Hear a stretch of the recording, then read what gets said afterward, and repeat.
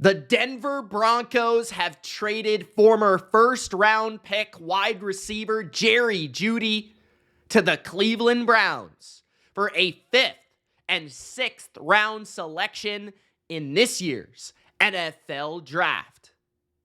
Is it a good move for Cleveland? How good is Jerry Jeudy really? Is he overrated? Is he a steal at this price? Were the Broncos right to move on? Will this make Cleveland's offense and Deshaun Watson much better? All that and more, and my thoughts on this move in this video. So Gronk spike the like button.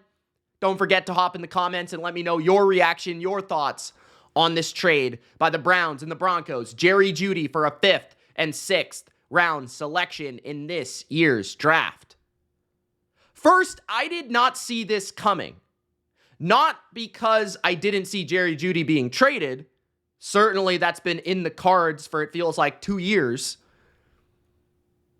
And when you think about the Broncos, you think about Russell Wilson cut, dead money galore, Justin Simmons cut. Feels like they're trying to filter some contracts out of this organization, trying to get some more cap space, trying to rebuild and retool this team in the image of Sean Payton. That all makes sense. And when you compare it and contrast it to last year, this team was all in to make Russell Wilson work. Sean Payton, come on in, offensive genius. We need Sutton to be playing. We need to draft a receiver in the 2nd round in Mims. We need to have Jerry Jeudy playing his best. Javonte Williams is coming back from injury. We're going to sign a bunch of offensive linemen. We're all in to make Russell Wilson work. And it was better than the first year in Denver for Russ, but it wasn't great. And so when you think about the Broncos, now is the time to move on from Jeudy. 1 year remaining in his contract. $12 million on the books this year compared to $4.8 last year. That's a significant raise. So more money to have to pay a receiver. That's been a little underwhelming for this franchise. He was expected to be a great receiver in the NFL, at least by many draft pundits. Now, personally, I had him 3rd or 4th in his draft class. I thought that, and people are going to say, Mitch, you're a liar, whatever. I think I made a video on it. But I had CeeDee Lamb 1st in that draft class, and ultimately I should have had Jefferson. I had Jefferson 2nd. And I think Brandon Ayuk was in that class as well. That was a great draft class of receivers. There's like 3 or 4 receivers or 5 or 6 receivers that ended up being better than Jerry Jeudy in that class. So that cloud kind of always hung over Jerry Jeudy's head. The fact that he was pretty good, he was decent, he showed flashes. He's never had an 1,000-yard season. But that cloud of, you're not CeeDee Lamb, you're not Justin Jefferson, we know that. You're not even Brandon Ayuk. Who are you? Who are you, right? So for Jerry Jeudy, I think leaving and going somewhere else is good for him and his career and a restart. He's only going to be 25 entering this season. So if you're a Browns fan and you're thinking $12 million for a number 2 receiver is not bad. It's not bad, especially when you're the Browns and you're trying to compete right now and win. A 5th and 6th round pick compared to last offseason when people were talking about him going for a 2nd. That seems like a steal in terms of trade package. So Cleveland, another check there. But I think where people are getting a little bit lost is, how good is Jerry Jeudy? Like the way that X/Twitter/social media is reacting to this is as if Randy Moss got traded. Like, is that as if Terrell Owens in his prime, Calvin Johnson, Antonio Brown got traded? Bro, Jerry Jeudy was expected to be great. He's pretty good. Steve Smith went as far to say he's a jag, just another guy. I don't think that. But you look at the productivity throughout his career, and I think it speaks to what he is, no matter who he's had at quarterback, which has not been pretty. 856 yards as a rookie on 52 catches. But then you look at a 36% success rate in receiving, a catch percentage of 46%.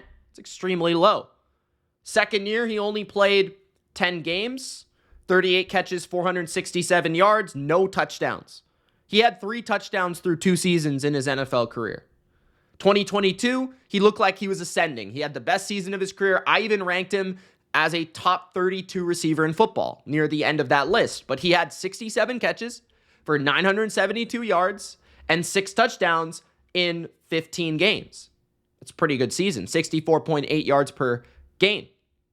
And then last year, he was definitely the number 2 in their offense.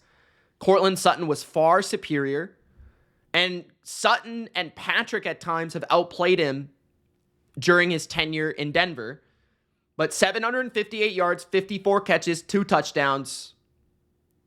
That's not bad. That's a number 2 receiver season. Not a high-end one, but not a bad one. In 11 games started and 16 total games. So Jeudy has been a disappointment from a productivity standpoint as a first-round pick who's one of the first drafted in his class. In a great class. He's got talent. What I like about Jeudy, he's creative as a release guy at the line of scrimmage. He's a good route runner. He can separate from defenders. Whether it's through his release at the line of scrimmage on the perimeter or through his route savvy at the top of the route in the middle of the field from the slot. Browns fans, Jerry Jeudy is primarily a slot receiver. So here's the tricky part. What is Elijah Moore? Where does Jerry Jeudy play? How does that operate? I think Jeudy has a little bit more of an explosiveness, a little bit more of an outside ability than I would say in Elijah Moore. He's not an Amari Cooper type of player where you could pretty much put him anywhere. And that's their chess piece. That's their movable guy. That's their number 1. Jeudy, though, is going to be able to separate and get open in the middle of the field by running nuanced routes. His hands are not the greatest, somewhat inconsistent at times, but not terrible. He's not a great jump ball receiver, but he is a guy that what a lot of people look for first and foremost in a wide receiver talent is the ability to separate, get open, make plays. And after the catch, he's quick. He's quick, he's not fast. And that shows up in both pre-catch and post-catch.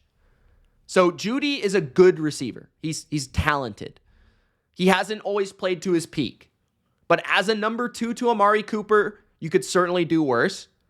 Elijah Moore now slots as a number 3, which I think is a more comfortable role for him. Cedric Tillman now becomes the number 4 as a big receiver, which kind of fills out the room in a nice way. Different talents in different positions. And of course, David Njoku might be, the second most productive player out of the entire bunch behind Amari Cooper and maybe the most talented player overall. I love that guy. And Nick Chubb comes back at running back, all that stuff. For the Browns, you're looking at this and saying, how can we support Deshaun Watson and get the most out of our asset? Because we need to, right? Just the mindset that the Broncos had last year. Where we need the offensive line to be good. We need the run game to be good. We need to have a good scheme. We need to have good receivers supporting Russell Wilson. The same could be said about Deshaun, especially considering how he's played so far as a Cleveland Brown, which I've already made the argument he was one of the worst quarterbacks in the NFL last year, period. I don't care what his record was. That was primarily defense, and Browns fans know that. And Browns, offensively, are still going to be driven by the run game. Nick Chubb comes back. But the ability to throw is how you win games in the NFL nowadays. Everybody knows that. And having more receivers obviously helps. $12 million, though, is striking for Jerry Jeudy this year in regards to the Browns and why I didn't think this would be the right team because of how many needs they have on the defense when it comes to the defensive line. They have 3 different defensive tackles hitting free agency. They have their starting defensive end, Zadarius Smith, hitting free agency. They have multiple linebackers hitting free agency.